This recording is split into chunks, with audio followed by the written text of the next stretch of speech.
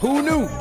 All it took was a little team dinner and bonding to get this thing back on track. The Knicks head into Utah against the hottest team in the NBA right now, the best team by record in the NBA right now, undefeated at home.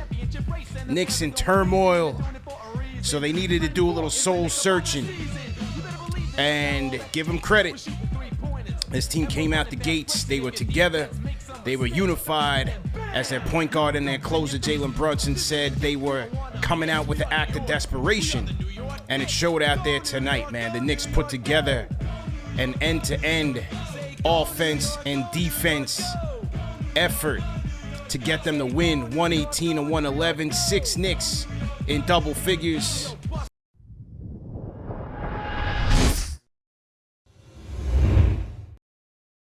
On the first leg of a tough West Coast trip, they rarely win in Utah, and this Utah team is once again good.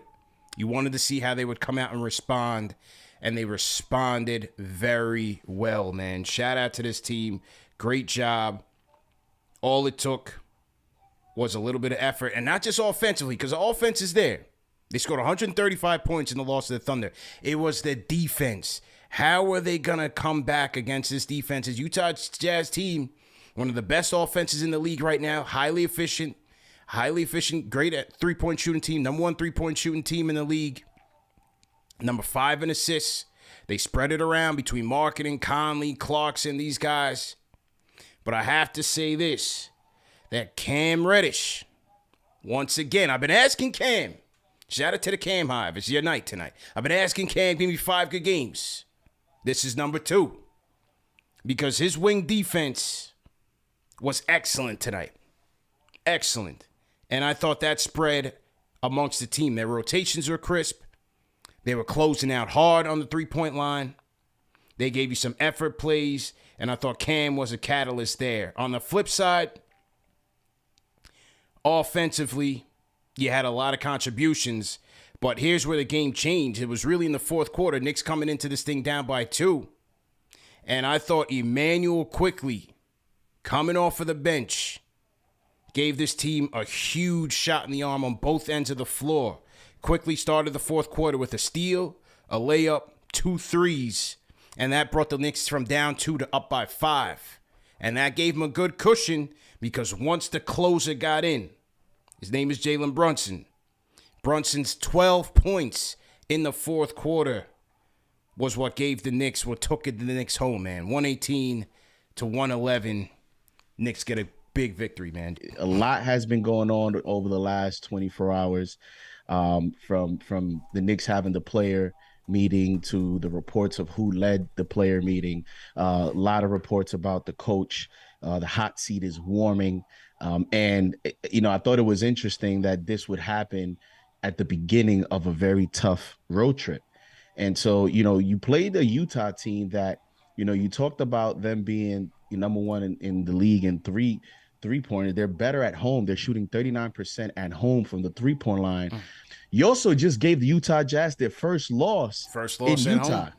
They were 5-0 before tonight. Now they're 5-1. So I know this roster doesn't have the superstars, but somehow, some way, Will Hardy, who has been a hot candidate prior, has gotten the head coaching nod. He has this team playing well. They're a good shooting team, and it's a big win to start a road trip. And Tibbs gets more life, right? Like he's able to say that this team fought for me tonight, and they played hard. At the very least, what I saw tonight is the team did come out with a lot more effort defensively. You saw Brunson, how many times did he get, a charge called? Yeah. He was even playing solid defensively, he at least showing effort. And that's what I liked from Brunson coming out tonight in terms of being a leader. You talked about him last game with the accountability and what he was saying in the post game. I like the way that he responded as a leader and came out and led by example in terms of, showing effort and closing the game. And then, listen, man, I'm not going to take too long. Cameron Elijah Reddish, just in case you guys didn't know his whole government. CP, I don't like this one game every 10 all this stuff.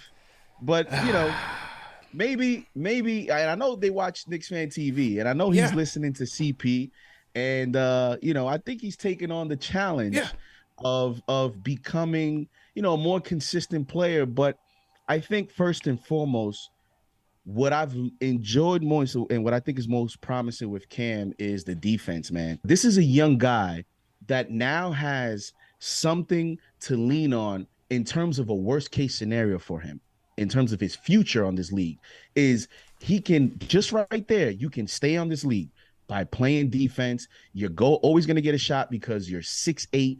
He's just a shade under 6'9". And you can see how he's being disruptive even when he's not on the play defensively, on the passing lanes. How many times, whether he doesn't get the steal, he causes the steal just because he's just being disruptive in the passing lane. The ball denial is excellent.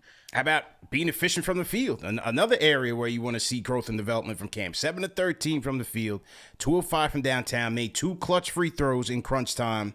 I thought this was another excellent game by him.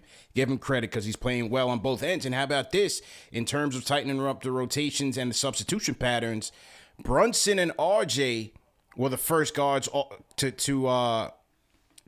go to the bench. He brings in IQ and Rose, and then you have a rotation lineup of IQ, Rose, Cam, Randall, and Sims. So Cam even getting some extended run with the second unit as Tibbs went brought IQ and Rose off the bench. So I thought that was very interesting. You had a lot of scenarios with RJ running with the second unit as well. So we'll see if that becomes a trend. Maybe that opens things up for him. We'll see.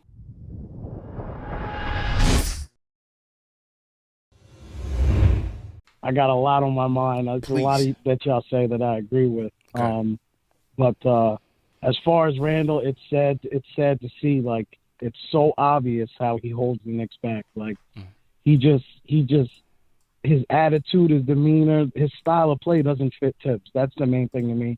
And I wanted to know what y'all thought about the idea that the other players on the team watch how Tibbs treats Randall, like, no accountability. You know what I mean? Like benching Barrett last game, and then, no matter how many mistakes, no matter how many turnovers, he just continues to give Randall all the minutes. And it's just so obvious that Toppin doesn't need the ball. He's similar to Grimes in that way. Like, he doesn't need the ball in his hand constantly to score. He can score, 15 points on 8 shots every single game. And Randall needs 15 to 20 shots, and then you got to deal with his 5 turnovers, etc. So I'm just wondering about that whole dynamic. Like, do you think maybe they'll trade him? Like, because I don't think he even fits the way Tibbs really wants to play. Yeah, we talk about this so often, man. We do, but it's frustrating to the fan base. It's frustrating to the fan base the way things are. Will they trade him? I don't think they'll be active to trade him because there's pressure here to win games, and I still think that the family nature, the chummy nature that Leon Rose and these guys have put themselves in with all the players and the coaches that they've acquired, Julius included, they're not just he's not just gonna go cutthroat like Danny Ainge. You know what I'm saying? If Danny Ainge took over this team and they drafted Julius Randle would have been long gone. Period. From draft night, he would have been gone. Right? But the relationship is there. We don't have to, go back into the past and understand how he got here. But will they trade him just as a desperate move? Not unless things get really, really bad. I don't see it. It's good. I'm here on the Cam Hive, man. Yeah. I ain't gonna lie to you. I'm here for the Cam Hive. Okay. Ever since he's been inserted into the starting lineup, we looking at I thought that was Max B calling for a second. Type of style of play. I'm loving it. I think we need to go all in on Cam. But for one strange reason, what I'm seeing is y'all peep Randall's like his energy as far as when the game was over tonight and even the night before. It's like he strays off or he fades away to the side. So like with the younger players that we got on the team, I feel like they definitely see that. They feed off of that, and that's one reason why Tibbs can't control the locker room, because them young boys is not really respecting him because they see Randall, he don't respect him. So once again, like I said, Go Cam. Cam Hobbs, stand up. Absolutely, man. All right, man. It's been late. Good show. Good win. Remember, this show is available in audio podcast format. Catch it in the podcast. And go to Manscaped, manscaped.com, promo code KFTV, 20% off plus free shipping. See you guys tomorrow night. Knicks in the Mile High City. Let's go. Peace.